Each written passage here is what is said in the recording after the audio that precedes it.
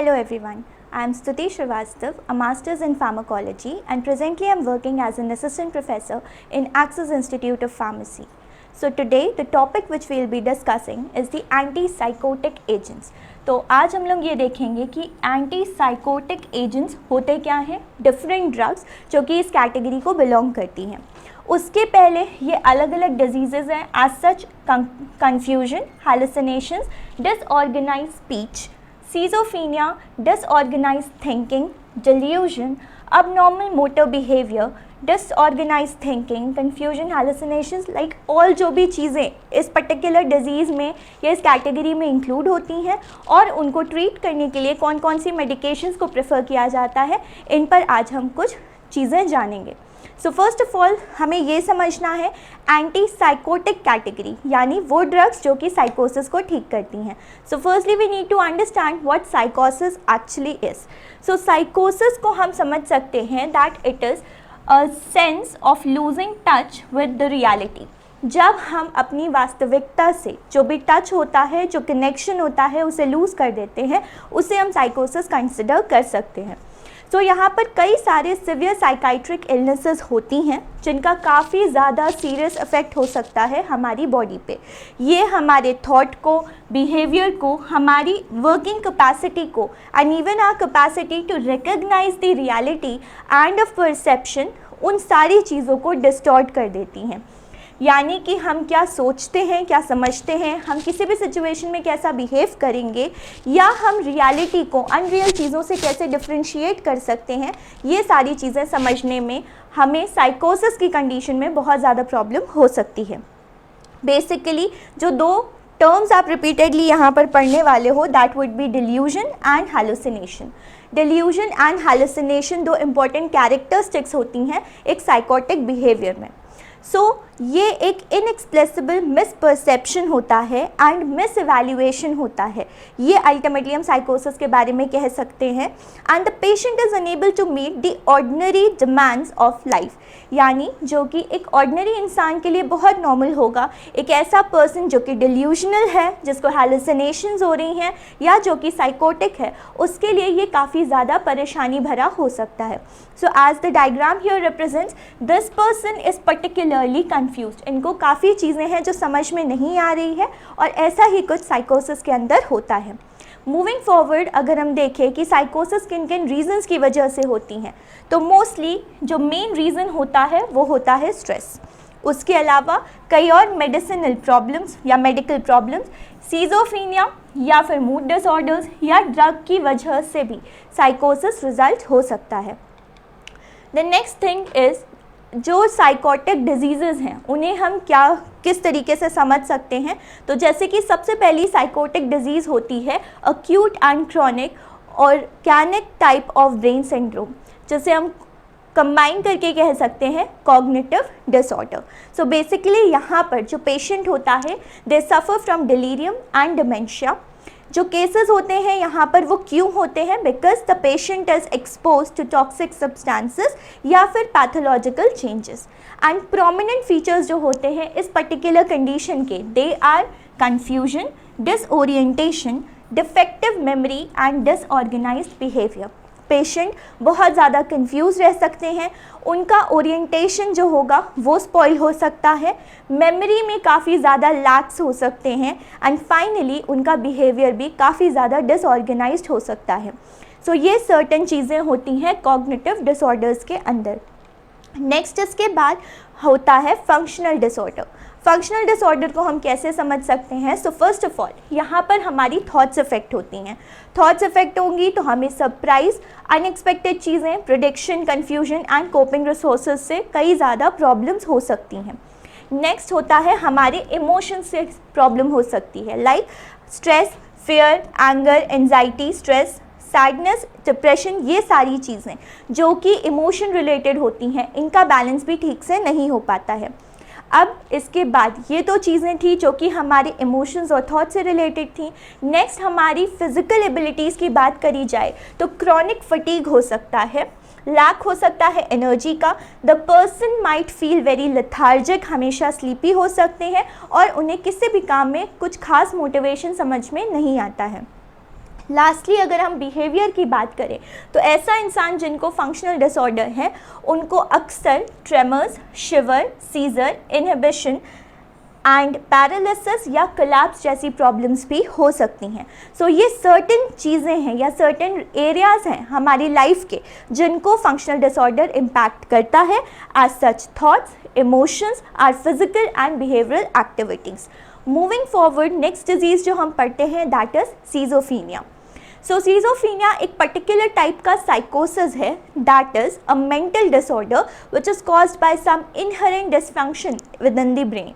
It is characterized by delusion, hallucinations, often in the form of voices, and thinking or speech disturbances.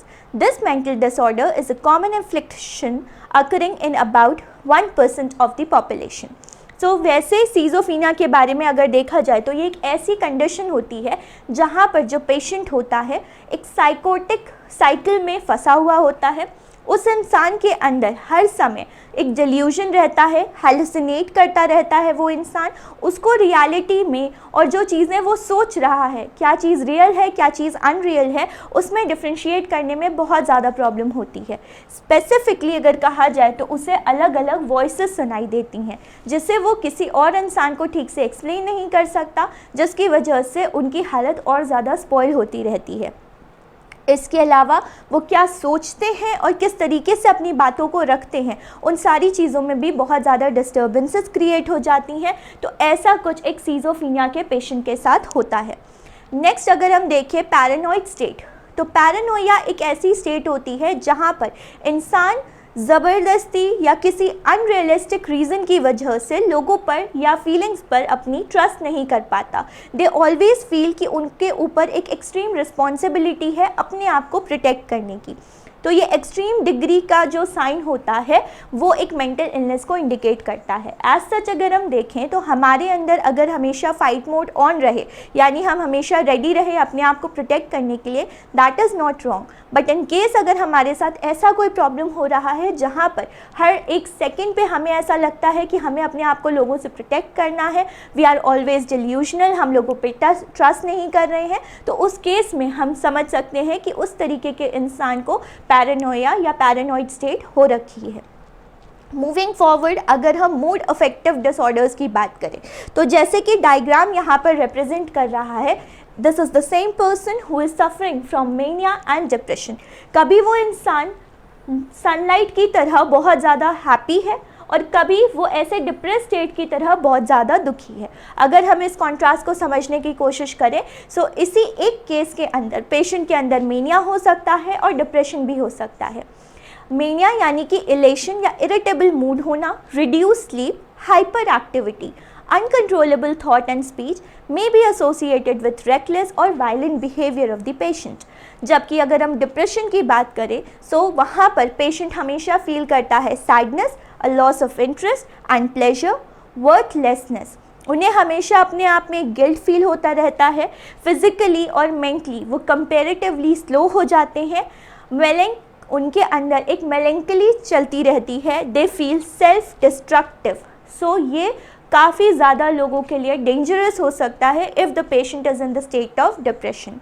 Moving forward, अगर किसी इंसान को bipolar disorder है तो bipolar disorder को हम इस तरीके से समझ सकते हैं, यहाँ पर एक एक्सट्रीम टाइप का मूड स्विंग होता रहता है, यानी अचानक से पेशेंट जो होगा वो इमोशनली बहुत ज़्यादा अपलिफ्टेड फील करेगा और एक सेकेंड में वो बहुत ज़्यादा इमोशनली लो फील करेगा।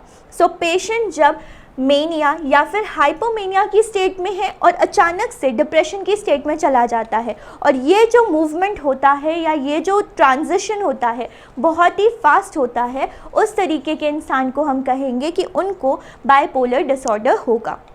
लेटर अगर हम एंटीसाइकोटिक ड्रग्स की बात करें तो जब अब हमने साइकोसिस समझ लिया है और वेरियस टाइप के साइकोटिक डिसऑर्डर्स को क्लासिफाई कर लिया है, so next we will study about the antipsychotic drugs. So antipsychotic drugs क्या होती हैं? अक्सर इन्हें हम न्यूरोलेप्टिक्स या फिर मेजर ट्रैंक्विलाइजर्स के नाम से जानते हैं। ट्रैंक्विलाइजर मतलब ऐसी ड्रग्स जो कि हमें ट्रैंक्विल यानी हैप्पी और काम फील कराने में मदद करती हैं।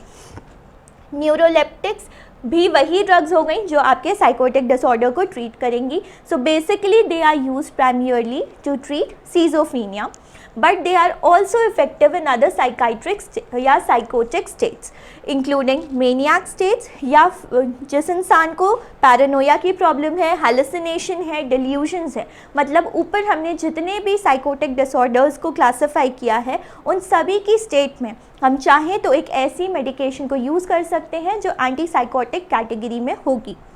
लेटर ऑन एंटीसाइकोटिक ड्रग्स जो होती हैं वो क्यूरेटिव नहीं होती.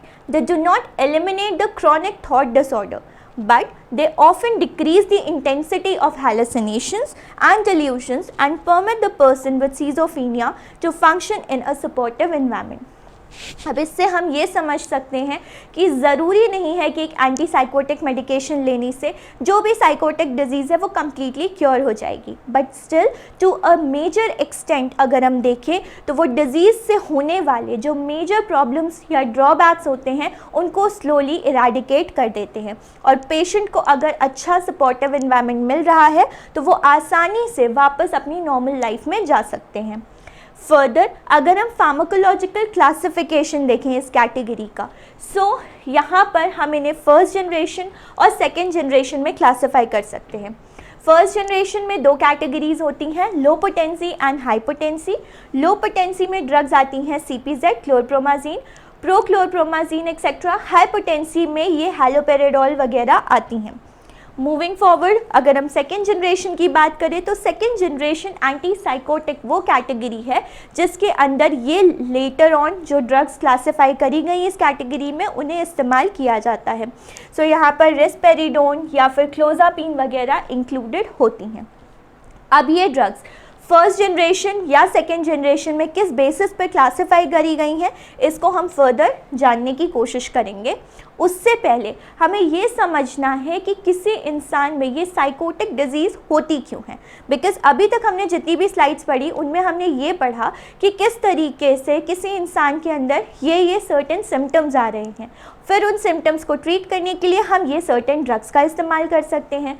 उससे पहले अगर हमें डिजीज़ की वजह पता होगी तो इन ड्रग्स का फार्माकोलॉजिकल क्लासिफिकेशन जो कि इनके मोड ऑफ एक्शन पे बेस्ड है उसको समझने में हमारे लिए आसानी होगी. सो यहाँ पर अगर हम देखें तो तीन मेजर न्यूरोट्रांसमीटर्स की बात है. Neurotransmitters norepinephrine, serotonin and dopamine. ये तीनों ही न्यूरोट्रांसमीटर वेल बैलेंस स्टेट में अगर प्रेजेंट होते हैं तो इंसान के अंदर अलग अलग तरीके की एक नॉर्मल स्टेट मेंटेन्ड रहती है, और तीनों का बैलेंस स्टेट में प्रेजेंट रहना मूड कॉग्निशन के लिए बहुत ज़्यादा इम्पॉर्टेंट होता है. बट इन केस अगर either one of the following neurotransmitter gets disturbed तो डेफिनेटली इंसान के अंदर अलग अलग सिम्टम्स आएंगे, और इन्हीं सिम्टम्स की वजह से लोगों को एंजाइटी, डिप्रेशन, साइकोसिस वगैरह की कंडीशंस जनरेट होती हैं. सो यहाँ से हम ये समझ सकते हैं कि ये तीन मेजर न्यूरोट्रांसमीटर्स हैं जो एक्चुअली रिस्पॉन्सिबल होंगे किसी इंसान में किसी भी तरीके का न्यूरोलॉजिकल डिसऑर्डर कॉज करने के लिए या साइकोटिक डिसऑर्डर कॉज करने के लिए. मूविंग फॉरवर्ड हम पहले फर्स्ट जनरेशन एंटीसाइकोटिक्स को समझने की कोशिश करेंगे. सो फर्स्ट जनरेशन एंटीसाइकोटिक्स जिनको हम चाहें तो कन्वेंशनल, टिपिकल या फिर ट्रेडिशनल एंटीसाइकोटिक्स भी कह सकते हैं. ये होती क्या है? Basically they all are competitive inhibitors at variety of receptors, but इनकी जो एंटीसाइकोटिक इफेक्ट होता है वो बेसिकली रिफ्लेक्ट करता है इनकी प्रॉपर्टी को जो कि है डोपामीन ब्लॉकिंग रिसेप्टर्स. सो डोपामीन एक इम्पॉर्टेंट न्यूरोट्रांसमीटर था जिसको हमने यहाँ पर देखा था. अब आपकी जो फर्स्ट जनरेशन एंटीसाइकोटिक्स होती हैं इनका नेचर जनरली ऐसा है कि ये इनहिबिटर्स होती हैं कॉम्पिटिटिव टाइप की, बट अगर हम इस केस में बात करें कि इनका नेचर एंटीसाइकोटिक क्यों है तो वो इसलिए है क्योंकि ये D2 टाइप का जो डोपामीन रिसेप्टर होता है उसकी ब्लॉकेट कॉज कर देती हैं. सो फर्दर अगर हम देखें second generation, So this was about the first generation antipsychotics. Next, moving forward, second generation antipsychotic agent. So second generation antipsychotic agents या drugs जो होती हैं इन्हें हम atypical type की antipsychotics भी कह सकते हैं. They have fewer extrapyramidal symptoms than the first generation agents, but they are associated with a higher risk of metabolic side effects such as diabetes, hypercholesterolaemia and weight gain. So ये जो second generation की drugs होती हैं they appear to owe their unique activity to blockade of both serotonin and dopamine receptors.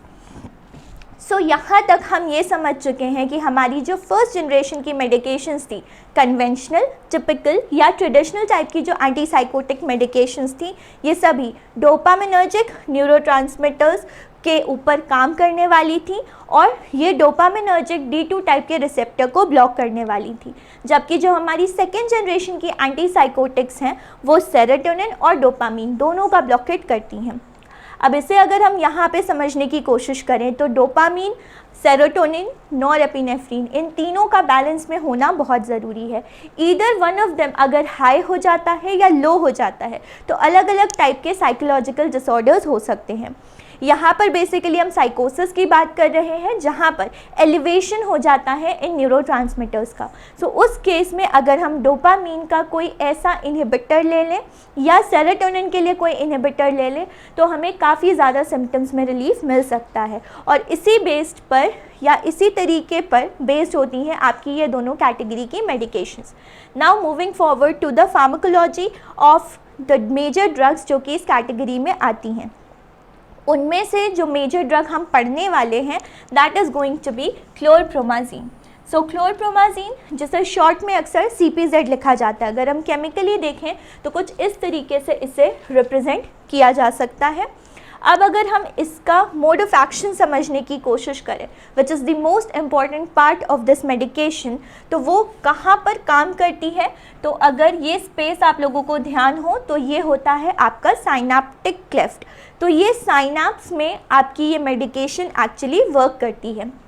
ये आपका pre synaptic terminal हो गया, ये आपका पोस्ट सिनाप्टिक टर्मिनल हो गया. प्री सिनाप्टिक टर्मिनल से एक न्यूरोट्रांसमीटर रिलीज़ हो रहा है. इस पर्टिकुलर केस में वो न्यूरोट्रांसमीटर है आपका डोपामीन. फिर इसके बाद ये न्यूरोट्रांसमीटर अपने वेसिकल से रिलीज़ होकर के सिनाप्स में आ जाएगा और सिनाप्स से ये अपने पोस्ट सिनाप्टिक टर्मिनल पर जाएगा जहाँ पर उसका स्पेसिफिक रिसेप्टर प्रेजेंट है. इस पर्टिकुलर केस में ये डोपामीन रिसेप्टर्स हैं. आइडियली क्या होना चाहिए था, आपका न्यूरोट्रांसमीटर सिनाप्स में रिलीज़ होता, यहाँ पर वो अटैच हो जाता, डोपामीन रिसेप्टर पे अटैचमेंट के बाद अंदर जो भी स्टिमुलेशन होना था वो हो सकता था. इस पर्टिकुलर केस में क्या होता है that we'll find out. So the first point says chlorpromazine binds to the postsynaptic dopamine receptor. It does not activate them and it blocks the ability of dopamine to activate them as well. इसका मतलब chlorpromazine जो आपकी drug थी वो इस receptor पे आकर के ब्लॉकेट कर देगी. इस ब्लॉकेट की वजह से क्या होगा, पहली चीज़ क्लोरप्रोमाजीन खुद तो यहाँ पर कोई एक्टिवेशन करती नहीं. दूसरी चीज़ ये जो ड्रग यहाँ पर अटैच हो गई है उसकी वजह से डोपामीन अब यहाँ पर अटैच नहीं हो पा रहा. डोपामीन अटैच नहीं हो पाएगा तो डोपामीन इसका एक्टिवेशन नहीं कर पाएगा. अब अगर हम सेकेंड पॉइंट की तरफ आएँ तो यहाँ लिखा है the blockage of dopamine receptor by chlorpromazine sends a feedback signal to the presynaptic neuron, that is these neurons, to which increase the release of further dopamine. Third, the feedback signal increases the release of dopamine which is broken down in the synapse, resulting in elevated level of dopamine metabolites. So basically यहाँ पर क्या हुआ कि इसने हमारे पूरे system को trick करने की कोशिश करी. क्लोरप्रोमाजीन अपने आप को डोपामीन रिसेप्टर पे अटैच कर लेता है, डोपामीन अपने रिसेप्टर पे अटैच नहीं हो पाती. फर्दर एक फीडबैक सिग्नल की वजह से क्या होगा, हमारा प्री सिनाप्टिक टर्मिनल सोचेगा कि इनफ डोपामीन सिक्रीट नहीं हो रहा है तो हमें और ज़्यादा डोपामीन रिलीज़ करना है. जब ये extra amount of dopamine release होगा तो ऑलरेडी यहाँ पर कहीं पे भी स्पेस नहीं है कि डोपामीन अपने आप को अटैच कर सके. फाइनली यहाँ पर जो डोपामीन प्रेजेंट था उस पर मेटाबॉलिज्म होगा। मेटाबॉलिज्म का रिजल्ट होगा कि डोपामीन का ब्रेकडाउन होके डोपामीन के मेटाबोलाइट्स बन जाते हैं। सो अल्टीमेटली जो डोपामीन यहाँ पर जुड़ करके एक्सेसिव न्यूरोट्रांसमिशन कॉज कर रहा था, जिसकी वजह से कहीं ना कहीं पेशेंट को साइकोसिस हो रहा था, उसको ये ट्रीट करने में बहुत ही ज़्यादा हेल्पफुल होता है। फर्दर अगर हम सेंट्रल नर्वस सिस्टम पे इसका फंक्शन देखें, सो अभी तक हमने क्या देखा कि किस तरीके से आपकी क्लोरप्रोमाज़िन को हम केमिकली रिप्रेजेंट कर सकते हैं और किस तरीके से वो अपने आप को कैसे काम करने देती है। अब इसके आगे हम देखेंगे कि बॉडी के अलग अलग सिस्टम्स पे इसका क्या अलग अलग फंक्शन हो सकता है। सो फर्स्ट ऑफ ऑल अगर हम सेंट्रल नर्वस सिस्टम की बात करें, जो इफ़ेक्ट्स होते हैं वो एक नॉर्मल और साइकोटिक पेशेंट्स में डिफ़र करेंगे। और इस चीज़ का आपको खास ध्यान रखना है कि आप एक नॉर्मल पेशेंट को अगर एंटी साइकोटिक मेडिकेशन दे सकते हैं तो ये उसके लिए बहुत ज़्यादा हार्मफुल होगा। यहाँ पर एंटी साइकोटिक मेडिकेशंस केवल और केवल पेशेंट्स के लिए प्रिस्क्राइब्ड होती हैं। नॉर्मल इंडिविजुअल का उसको लेना बहुत ज़्यादा हार्मफुल हो सकता है। सेंट्रल नर्वस सिस्टम की अगर हम बात करें तो एक साइकोटिक पेशेंट को जब हम ये मेडिकेशन देते हैं तो कहीं ना कहीं इनसे हमें थोड़ा बहुत सेडेटिव इफेक्ट मिल सकता है, which is produce promptly, while anti psychotic effect takes weeks to develop. इस पर्टिकुलर सेंटेंस से हमने ये समझा कि इनिशियली जब आपने उसको एंटी साइकोटिक मेडिकेशन दी तो उससे दो इफेक्ट आ सकते हैं। पहला है सेडेशन और दूसरा है ऑफकोर्स साइकोसिस में रिलीफ हो जाना। बट एक्चुअली क्या होता है, जैसे ही आप पेशेंट को ये एंटी साइकोटिक मेडिकेशन यानी क्लोरप्रोमाज़िन दे रहे हैं, सबसे पहली चीज़ जो होती है वो होती है सेडेशन। सेडेशन यानी जो पेशेंट होता है वो धीरे धीरे काम डाउन होना शुरू हो जाता है और उसके बाद कई समय बाद तक अगर वो मेडिकेशन को रिपीटेडली लेते चले जा रहे हैं तो जा कर के उनको अपने साइकोसिस में बेहतर रिलीफ मिलना शुरू हो जाएगा। बट अगर हम प्रॉम्प्टली देखें कि तुरंत अगर हमने एंटी साइकोटिक मेडिकेशन किसी पेशेंट को दी है तो सबसे पहली चीज़ जो होगी उसके अंदर that will be sedation. Moreover tolerance develops to the sedative but not to the anti psychotic effect. ये चीज़ भी इम्पॉर्टेंट है कि अगर हम टॉलरेंस की बात करें कि हमारी बॉडी की टॉलरेबिलिटी कैसे कैसे बढ़ती चली जाएगी और अब इस चीज़ से फ़र्क नहीं पड़ेगा, तो वो होगा कि सेडेटिव इफेक्ट जो होगा ड्रग का वो धीरे धीरे डिमिनिश होने लग जाएगा, हमारी बॉडी उसके लिए टॉलरेबल होने लग जाएगी। लेकिन एंटी साइकोटिक इफेक्ट के लिए ऐसा कुछ भी नहीं होता, तो ड्रग अपना एंटी साइकोटिक इफेक्ट फिर भी परसिस्ट कर सकती है। लास्टली आपकी जो क्लोरप्रोमाज़िन होती है that lowers the seizure threshold and can precipitate fits in the untreated epileptics. ऐसे पेशेंट जिनको एपिलेप्सी वगैरह की भी प्रॉब्लम आ रही थी due to the psychotic disorders, उनके केस में भी क्लोरप्रोमाज़िन सीजर का थ्रेशोल्ड जो होता है उसको कम कर देते हैं। ये फिट्स को धीरे धीरे प्रेसिपिटेट भी कर सकते हैं अगर एपिलेप्टिक्स जो है वो अनट्रीटेड रहेगा। अब ये बात थी सेंट्रल नर्वस सिस्टम की। Moving on to the autonomic nervous system. Autonomic nervous system effect of antipsychotic agents are quite complex and unpredictable. Neuroleptics have a varying degree of alpha adrenergic blocking activity. Chlorpromazine have particularly significant alpha adrenergic antagonistic activity. अब अगर आप लोगों को ध्यान हो तो alpha और beta ये दो मेजर तरीके के एड्रेनर्जिक रिसेप्टर्स होते हैं। अगर हम एंटी साइकोटिक मेडिकेशंस की बात कर रहे हैं तो वो बेसिकली क्या करते हैं, हमारे अल्फा रिसेप्टर्स पर ब्लॉकेट कॉज करते हैं। क्लोरप्रोमाज़िन की बात की जाए तो पर्टिकुलरली वो सिग्निफिकेंट ब्लॉकेट कॉज करेगा या एंटागोनिस्टिक एक्टिविटी शो करेगा for the alpha adrenergic neurons या रिसेप्टर्स।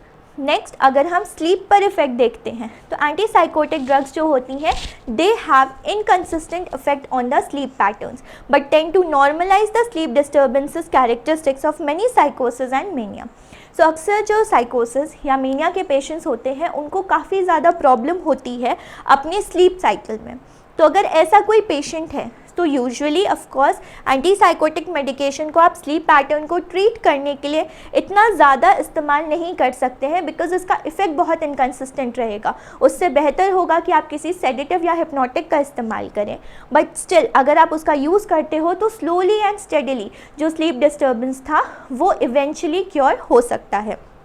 फर्दर अगर हम कार्डियोवैस्कुलर सिस्टम की बात करें, सो क्लोरप्रोमाजीन का बहुत ही ज़्यादा कॉम्प्लेक्स एक्शन होता है कार्डियोवैस्कुलर सिस्टम पर, directly affecting the heart and the blood vessel and indirectly acting through the central nervous system and the autonomic reflexes, and chlorpromazine can cause orthostatic hypotension. तो यहाँ से हमें ये समझ में आया कि केवल कार्डियोवैस्कुलर सिस्टम एक सिंगल सिस्टम है, बट उसको इफ़ेक्ट करने के लिए हमारी CPZ डायरेक्टली उसके ऊपर काम कर सकती है या फिर CNS और ऑटोनॉमिक रिफ्लेक्सेस के थ्रू भी हाइपोटेंशन वगैरह कॉज करवा सकती है. Partial tolerance develops after chronic use and reflex tachycardia accompanies hypotension. So usually patient के अंदर hypotension की state आ जाती है और कभी कभी tachycardia उसके reflex में आ सकता है. फर्दर अगर हम skeletal muscles की बात करें तो न्यूरोलेप्टिक्स जो होते हैं उनका as such no effect होता है on the skeletal muscles and neuromuscular transmission पे. They reduce certain types of spasticity. अब आपको ये समझना है कि न्यूरोमस्कुलर ट्रांसमिशन को ये ब्लॉक कर नहीं पा रहा है, मतलब जो न्यूरॉन्स मसल से कनेक्ट होते हैं वहाँ पर ये कोई इफ़ेक्ट नहीं देता. न्यूरो ट्रांसमिशन में ये इफ़ेक्ट दे सकता है, मतलब एक न्यूरॉन दूसरे न्यूरॉन से जब कनेक्ट होगा, जब कम्युनिकेट करेगा थ्रू डोपामीन, तब ये एक्टिव होगा. एक न्यूरॉन जब किसी मसल को कोई सिग्नल भेजने की कोशिश करेगा तब आपकी क्लोरप्रोमाजीन आज सच कोई इफ़ेक्ट नहीं दे सकती. लेकिन फिर भी अगर हम चाहें तो ये थोड़ा बहुत सर्टेन टाइप्स ऑफ स्पास्टिसिटी को कम करने में मदद कर सकती है. Next is kidney and electrolyte balance. So chlorpromazine का बहुत ही वीक डायूरेटिक इफेक्ट होता है in animals and human beings because of the depressant action that it produces on secretion of vasopressin which is a antidiuretic hormone, and inhibition of reabsorption of water and electrolytes by a direct action on the renal tubule or both. तो इससे हमें ये समझ में आया कि either वो हमारे वेसोप्रेसिन पे काम कर सकती है या डायरेक्टली रीनल ट्यूब्यूल्स पे काम कर सकती है, पर दोनों पे काम करके वो अल्टीमेटली क्या करती है, एक वीक डायूरेटिक इफेक्ट शो करती है. डायूरेसिस एक ऐसी कंडीशन होती है जहां बॉडी से ज़्यादा फ्लूइड और इलेक्ट्रोलाइट्स एस्केप करने की कोशिश करते हैं. सो यहाँ पर ये जो इफ़ेक्ट है बहुत ही वीक होता है, बट येस एग्जिस्टेंशियल ज़रूर होता है.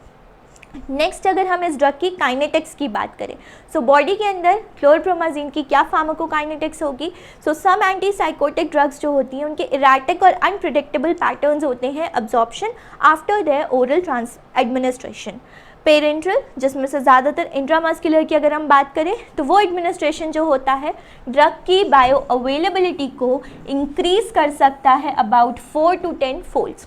तो यहाँ आप नोटिस कर सकते हैं कि ओरल रूट से कहीं ज़्यादा इफेक्टिव होगा अगर आप पेरेंट्रल रूट से इस मेडिकेशन को कंज्यूम करते हैं. नेक्स्ट, मोस्ट एंटीसाइकोटिक ड्रग्स जो होती हैं they are highly lipophilic, highly membrane और protein bound and accumulate in the brain, lung and other tissues with a rich blood supply. तो इसका मतलब एंटीसाइकोटिक ड्रग्स जो होती हैं उनका नेचर हाईली लिपोफिलिक होता है. मेम्ब्रेन या प्रोटीन से ये बहुत ज़्यादा बाइंड होने की कोशिश करती हैं. ब्रेन, लंग और बाकी सारे ही टिश्यूज़ जहाँ पर ब्लड सप्लाई बहुत अच्छी है वहाँ पर ये काफ़ी ज़्यादा अक्यूमुलेट भी हो सकती है. So that you have to keep in mind जब आप क्लोरप्रोमाजीन किसी को भी प्रिस्क्राइब करेंगे. They also enter the foetal circulation and breast milk, and it is virtually impossible and usually not necessary to remove these agents by dialysis. Volume of distribution is large, about 20 liters per kg, and metabolized in the liver by CYP2D6 elimination. T half जो होता है that is variable, depends, it may be 18 hours or it may be up till 30 hours. Tolerance to the sedative and hypotensive action develops within a day or a week. सो इसमें जो एक major point था वो था fetal circulation का, यानी कि ये बॉडी में प्लेसेंटल बैरियर जो होता है इसे क्रॉस कर सकती है. दैट्स वाई अगर कोई कंसीविंग मदर है तो उसको ये ड्रग प्रिस्क्राइब करने से पहले काफ़ी ज़्यादा सोचने की ज़रूरत होगी और उसकी कंडीशंस को ध्यान में रखना ज़रूरी है. अगर हमारे पास कोई दूसरा ऑप्शन है तो हम वो सब्सटीट्यूट इस्तेमाल कर सकते हैं. नेक्स्ट अगर हम इसके ADR के बारे में बात करें, सो इसकी वजह से ड्राउजीनेस हो सकती है. The patient might feel lethargic, उनको मेंटल कन्फ्यूजन हो सकता है. इवन दो साइकोसिस में इंसान को मेंटली कंफ्यूज्ड फील होता है, बट अगर हम कोई मेडिकेशन दे करके उसको दोबारा नॉर्मल करने की कोशिश करेंगे, अगेन वो रियलिटी में और जो चीज़ें अनरियल है उसके बीच में डिफ्रेंशिएट नहीं कर रहा है। तो इमेजिनेशन में और रियलिटी में फ़र्क करने में अगर धीरे धीरे उसे और ज़्यादा तकलीफ होने लगी, so that will lead to a mental confusion. Patient की एपेटाइट इंक्रीज़ हो सकती है, वो वेट गेन कर सकते हैं, पॉस्चरल हाइपोटेंशन हो सकता है उनके अंदर, बॉडी में पैल्पिटेशंस हो सकती हैं, the patient might have a dry mouth, constipation, blurring of vision and urinary hesitancy. Hyper sensitivity reactions भी कभी कभी इसकी वजह से अकर कर सकती हैं। इसी वजह से ये ड्रग लेने के पहले या ये मेडिकेशन स्टार्ट करने के पहले पेशेंट का हाइपर सेंसिटिविटी चेक करना बहुत ज़्यादा इम्पॉर्टेंट होगा। अगर हम यूजर्स की बात करें, so as we have already discuss, chlorpromazine को हम सीजोफीनिया, मेनिया, टॉरेट सिंड्रोम या पैरानॉइड स्टेट में इस्तेमाल कर सकते हैं। Many diseases which are not included here can still be a disease जहाँ पर हम इस पर्टिकुलर ड्रग का यूज़ करते हैं। So that was all for today. Thank you everyone.